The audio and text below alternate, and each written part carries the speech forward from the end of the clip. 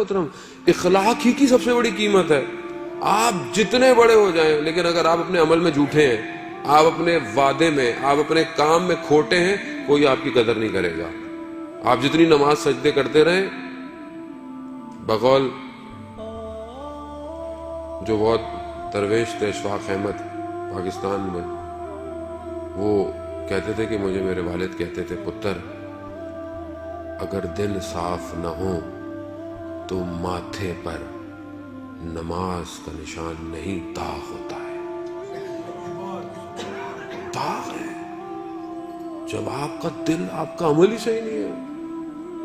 آپ ہزاروں رکعتیں پڑھ لیں لیکن آپ اپنی بات میں سچے ہی نہیں ہے کسی مومن کے ساتھ، چاہے مومن نہ ہو، انسان ہو، کوئی اور مذہب کا ہو. اس سے تو آپ کو زیادہ صداقت سے کام کرنا ہے تاکہ آپ کو دیکھ کر وہ اسلام کے چہرے کو پہچانے گا. لیکن ہم کہتے ہیں مولانا تو مسلمان نہیں تھا، کیا اس کے پیسے کھا گیا تو کیا فرق پڑتا ہے. عجیب. وہ رسول کے ماننے والے جس کو کفار قریش اور مکہ اپنی امانتیں دیتے تھے، جبکہ جانتے تھے کہ یہ اپنے پروردگار کی عبادت کرتا ہے، ہمارے بتوں کی عبادت نہیں کرتا، پھر بھی امانتیں دیتے تھے. امین اور صدیق کہلائے گئے رسول خدا، اور اسی کے ماننے والے سب سے زیادہ